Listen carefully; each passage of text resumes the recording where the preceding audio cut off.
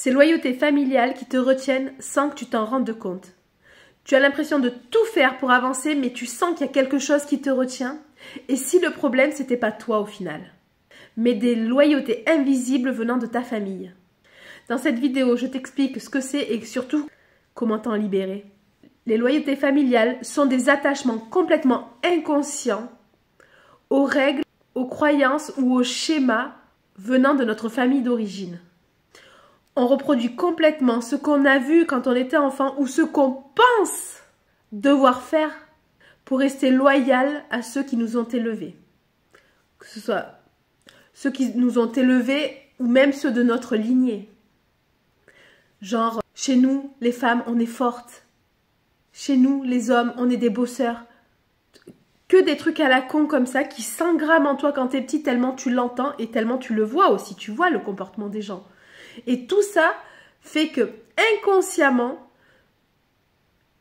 ton mental, tout ton être en fait, en fait une vérité absolue qui s'imprègne en toi. Donc concrètement, ça peut être rester dans la galère financière si tu viens d'une famille modeste. Ça peut être également ne pas gagner mieux que tes parents pour pas faire mieux qu'eux. Vous voyez à quel point ça peut être con, hein. Ça peut être aussi rester dans des relations compliquées qui en fait sont finies, mais on reste parce que chez nous, il n'y a pas de divorce. Chez nous, on tient bon quoi qu'il arrive. Je pense que ça parle à certains et à certaines. Malheureusement. Donc en vrai, tout ça, pourquoi ça bloque ta vie? En fait, ces loyautés, elles sont invisibles, mais putain, elles sont puissantes. Elles te donnent l'impression d'être en sécurité, mais en vrai, elles te maintiennent dans une vie qui n'est pas vraiment la tienne. Alors, je sais qu'il y en a qui vont me dire, mais non, mais attends, c'est pas de la sécurité puisque je vis une vie pourrie. Oui, mais sauf que le pourri, tu sais le gérer. Tu l'as vu enfant, tu sais comment ça fonctionne. C'est pour ça qu'en fait, ton inconscient se dit, oh, on est mieux dans le pourri, même si, voilà, c'est la merde, je sais le gérer. Donc ça me va. Tandis que si je change de modèle, ah, ça, je sais pas du tout ce qui peut se passer. Je vais y arriver. Je sais pas ce qui peut se passer. Du coup, non, allez, on va rester dans notre petite merde confortable parce que la merde, on sait la gérer. Parce que ces loyautés, on les a vues et revues. On sait comment ça fonctionne. On sait comment prendre tout ce qui va arriver. On sait comment gérer. Et encore plus quand c'est engrammé depuis des générations dans notre lignée. C'est ça le drame. Donc en vrai, tant que tu ne les as pas identifiés, tu as l'impression que c'est toi le problème dans ta vie. Tu as l'impression que c'est toi qui sabote tout. Que rien ne marche à cause de toi. Alors qu'en fait, c'est possible que ce soit inconsciemment le fait de vouloir rester fidèle à ton clan, à ta famille. Donc comment reconnaître en fait si on a des loyautés familiales? Et honnêtement, je pense qu'on en a tous et toutes. Donc, pose-toi ces questions. Premièrement, par exemple, est-ce que je me sens coupable de réussir plus que mes parents? Pour tous ceux-là qui galèrent financièrement, regardez ce côté-là. Est-ce que je me sens coupable de réussir mieux que ceux qui m'ont élevé, mieux que mes figures d'attachement? Parce que je dis parents, mais ça peut être ceux qui vous ont élevé, ceux qui ont eu une empreinte forte sur vous quand vous étiez petit. Deuxièmement, est-ce que je répète les mêmes schémas de couple, d'argent, de santé aussi, malheureusement, que ma lignée? Troisième point qu'on peut aller vérifier. Est-ce que j'ai peur de trahir quelqu'un si je fais des choix différents? Est-ce que j'ai peur de trahir, de décevoir quelqu'un en changeant complètement mes façons de faire?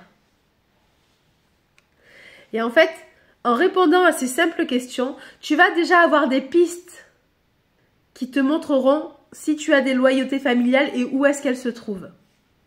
Donc, une fois que tu en as trouvé, concrètement, comment faire pour s'en libérer? Parce que c'est bien beau de les voir, mais si on reste comme ça ne nous sert à rien. Donc, comment est-ce qu'on fait pour s'en libérer? Déjà, la libération commence par le conscientiser. Donc déjà, de réussir à les voir par rapport aux questions que je t'ai posées juste avant, c'est déjà un énorme pas, mine de rien. Alors moi, je te conseille d'écrire toutes les phrases, les croyances, les règles que tu as entendues quand tu étais petite. tout ce qui te semblait être des vérités, surtout dans ta famille. Genre, ah mais chez nous on n'est pas fait pour le sport. Oh, chez nous on est tous des gros mangeurs. Oh, de toute façon les riches c'est des cons. Ah, chez nous on est les gens du petit peuple. Chez nous, on est fait pour les études. Ça peut être aussi dans le sens inverse. Ta famille, tes loyautés familiales qui te mettent une pression de dingue et qui t'envoient vers des études, etc., que tu n'as pas voulu, que tu n'as pas choisi. Du coup, tu te retrouves dans un boulot, ah oui, peut-être super bien payé, mais qui te fait pas du tout vibrer.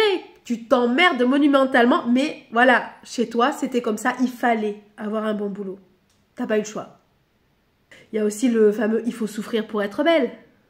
Nous les filles, enfin en tous les cas dans ma famille, celui-là on l'a entendu. Il faut souffrir pour être belle, il faut souffrir pour réussir. Il faut travailler dur pour réussir. Enfin, je suis sûre que vous en avez une chier à écrire sur votre feuille. Hein. Pour les couples, chez nous on reste ensemble coûte que coûte. Le divorce c'est pour les faibles. Et j'en passe et des meilleurs. Et donc une fois que tu as édicté toutes les règles qui te sont passées par la tête, que tu as entendues et que tu as comme vérité, même si quand tu les lis comme ça, tu te dis mais qu'est-ce que c'est con. En fait, demande-toi, chacune des règles que tu viens d'écrire, est-ce qu'elles te nourrissent ou est-ce qu'elles te limitent aujourd'hui? Et ensuite, donne-toi la permission intérieure de pouvoir faire autrement. Tu peux le dire à haute voix ou dans ta tête, règle par règle, tu prends la phrase et tu la déconstruis. Et tu te donnes d'autres possibilités, d'autres solutions, d'autres façons de faire. Pour que ton inconscient déjà, il se dise « Ok, oui, c'est possible parce que ce truc-là est complètement finalement, concrètement débile de nos jours. C'est pas du tout ce que je veux.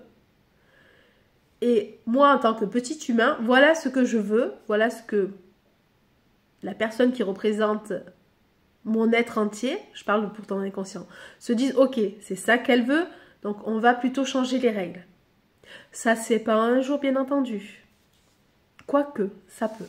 Donc, tu peux te donner la permission intérieurement de faire différemment. Comme par exemple, je respecte mon histoire familiale. En fait, quand tu vas dire cette phrase, il faut vraiment que tu la vibres, que tu la ressentes, que tu y mettes de l'émotionnel pour que ton inconscient l'intègre complètement en se disant ok, ah, il y a de l'émotionnel qui vient dedans, donc c'est important pour elle. C'est surtout comme ça que ça marche avec l'inconscient. Dès que tu y mets de l'émotionnel, ah, oh putain, il y a de l'émotionnel, c'est que c'est important. Donc du coup, tu peux dire je respecte mon histoire familiale, mais je choisis d'écrire la mienne à présent. Tu peux le répéter comme un mantra. Le noter dans ton journal si tu en as un, faire un rituel quelconque, un ancrage en toi. Tu peux par exemple le noter sur un papier, le brûler, sans faire cramer ta maison si possible. Tu peux le noter et le transformer en phrase positive. En fait, petit à petit, ton cerveau comprend que tu ne trahis absolument personne. Simplement, tu honores ton clan en te réalisant à ta façon. Il faut que tu te dises que les loyautés familiales ne sont pas des chaînes à vie, surtout lorsque tu t'en rends compte, surtout lorsque tu les mets en lumière. Car elles sont souvent inconscientes, on l'a bien vu. Mais une fois que tu les as mises en lumière, tu peux les transformer. Donc voilà, dis-moi en commentaire quel schéma familial toi tu as identifié et comment tu choisis de les transformer. Et n'oublie pas, si ce n'est pas encore fait, de t'abonner pour passer d'une vie subie à une vie choisie. Allez, sur ce, je t'embrasse.